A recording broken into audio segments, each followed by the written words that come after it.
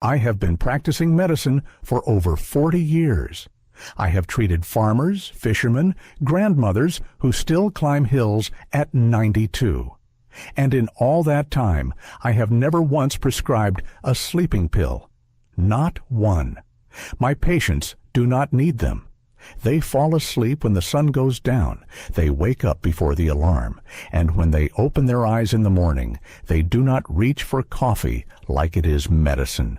They stretch, they breathe, and they move with energy that, frankly, embarrasses men and women half their age. I am Dr. Nikos Papadimitriou. I have spent my entire career on the island of Ikaria in the Aegean Sea. You may have heard of us. National Geographic called Ikaria one of the blue zones, a place where people routinely live past 100, where chronic disease is a fraction of what you see in the rest of the world, and where the concept of a bad night's sleep is almost foreign.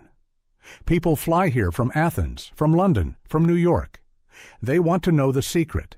They assume it is a herb, a supplement, some ancient remedy passed down in clay pots. And every single time, I have to disappoint them. Because the answer is not in a bottle. It is in the architecture of a day. And today, I am going to share with you exactly what that architecture looks like.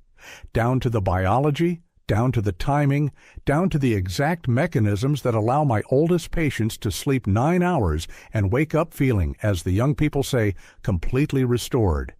Before we go further, if what I am about to share means something to you, if you believe that sleep is the foundation of a long life, then I ask you to subscribe to this channel, like this video, and activate the notification bell. There are conversations happening here that your doctor's waiting room will never have time for. Now, let us begin. Let me paint you a picture of what most people in the modern world experience when they wake up. The alarm sounds.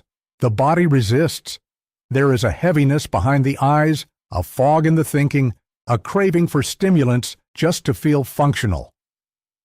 Most people call this normal.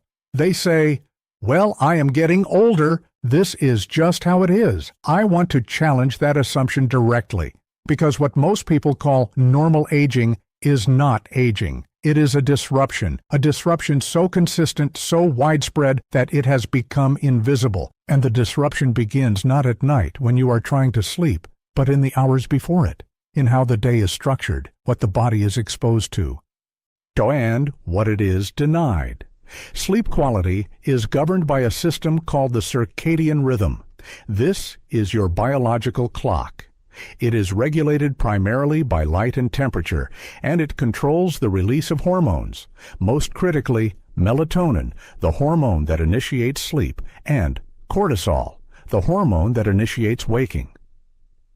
When these two are in balance, sleep is deep, restorative, and long.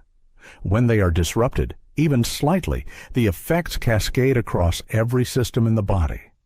Here on Ikaria, we disrupt them very rarely, not because we are disciplined in some rigid way, but because our daily life, the way it has always been lived here, naturally protects those rhythms without anyone trying.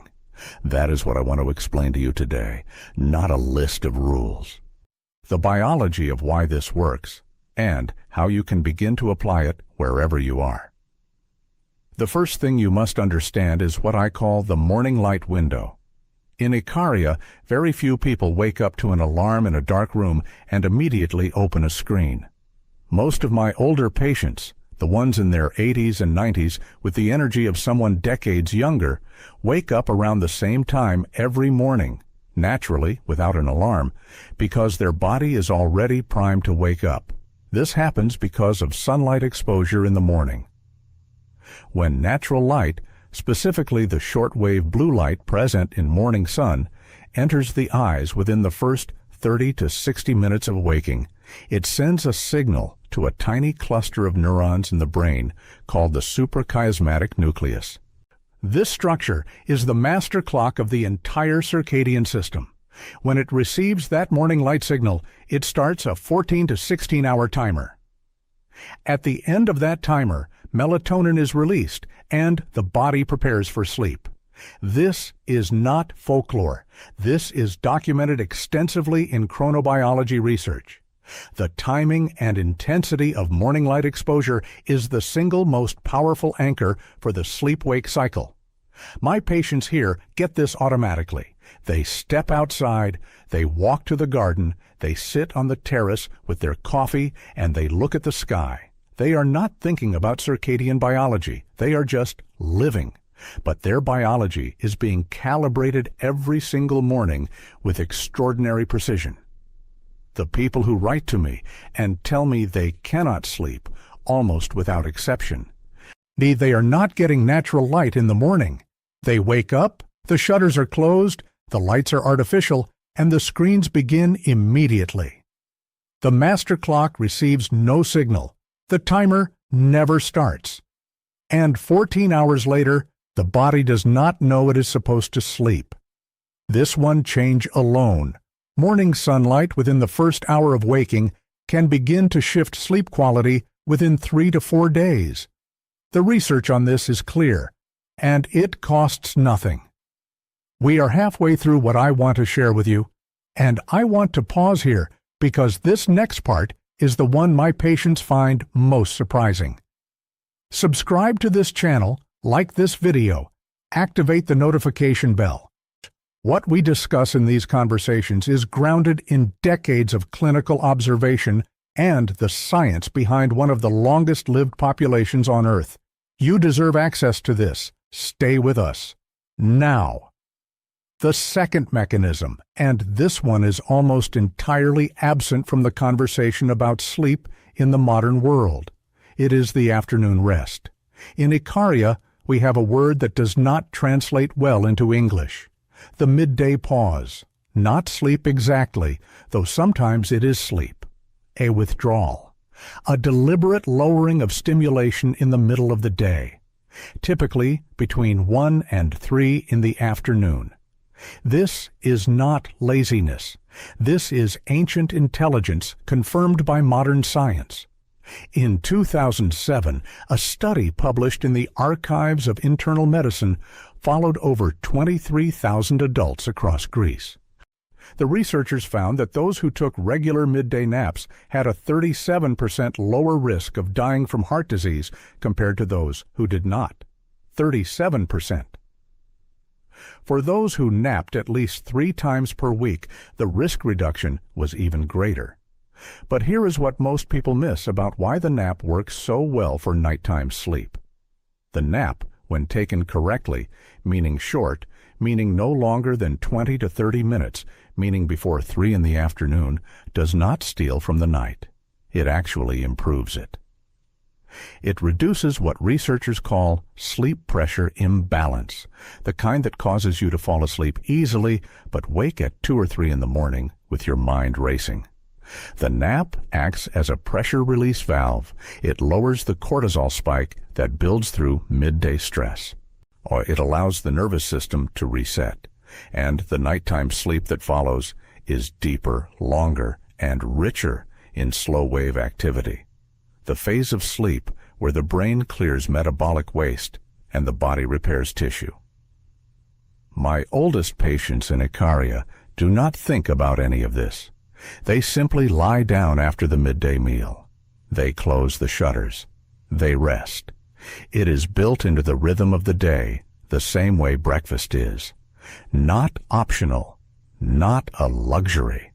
A biological necessity that the modern world decided to call unproductive and eliminate. And the consequences of that elimination are written in every sleep clinic in every city in the world. The third mechanism is the one that surprises people the most when they visit. They expect us to eat ancient superfoods. They expect complicated herbal preparations. And we do eat well, mostly plants. Olive oil, legumes, fish, caught the same day. But the aspect of eating that most protects sleep here is not what we eat. It is when we eat it, and in what context. The evening meal in Ikaria is not rushed. It does not happen in front of a screen. It happens at a table, with people, with conversation, often slowly and over a long period of time. And it happens early enough that the body has time to fully process the food before sleep begins. The science behind this is significant. Digestion raises core body temperature. For sleep to initiate properly, core body temperature must drop. This cooling process begins approximately 2 hours before the body is ready to sleep. If a large meal is consumed close to sleep, digestion competes with this cooling process, and sleep onset is delayed. And the sleep architecture, the pattern of light and deep and REM cycles, is disturbed throughout the night. There is also the insulin response to consider. Late-night eating, particularly of refined carbohydrates, elevates blood sugar and triggers insulin release during the early hours of sleep. Research published in the journal Obesity has linked late-night eating directly to reductions in slow-wave sleep, the deepest, most restorative phase. Less slow-wave sleep means the growth hormone secreted during that phase is reduced. And growth hormone is one of the primary drivers of physical recovery, cellular repair, and what many people call the feeling of waking up restored. In Ikaria, we finish eating. We talk. We walk, not as exercise, but as conversation. And by the time sleep arrives, the body is ready for it completely. This is the point in our conversation where I want to speak directly to something I hear often. People tell me, I try everything. I take melatonin. I buy supplements. I download sleep apps. I read everything I can, and still I wake up exhausted. And what I want to say to you is this. The reason those things do not work or do not work as well as you need them to is that they are attempting to correct symptoms of a disrupted system. They are not addressing the architecture. Melatonin, taken as a pill, does not teach your body when to make its own melatonin. It replaces the signal without building the pathway, and when you stop taking it, nothing has changed. The body is still confused about time. What the Ikarian approach does is different. It gives the body real information, light at the right time, rest at the right time, hard food at the right time, darkness and quiet at the right time. The body is extraordinarily intelligent. When given accurate information, it knows exactly what to do with it.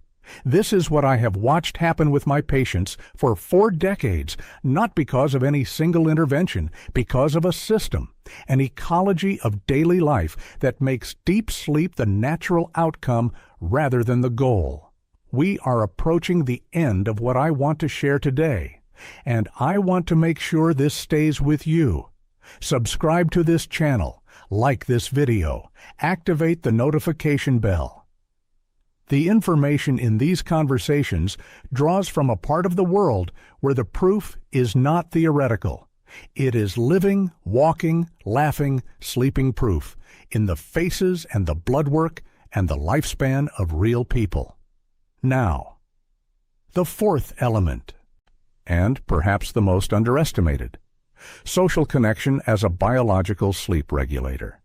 This is the one that gets almost no attention in discussions of sleep hygiene, and it may be the most powerful of all. In Ikaria, isolation is rare, not because people are forced together, because the culture has simply never accepted being alone as a normal state. People visit, people sit outside. There are coffee houses that are not about coffee, they are about presence. There are festivals and communal meals. The elderly are not separated into care facilities. They are woven into daily life. This matters for sleep in a very specific biological way. Human beings are social mammals. Our nervous system evolved to use the presence of trusted others as a primary safety signal. When we are with people we trust, the threat detection system in the brain, the amygdala, quiets down.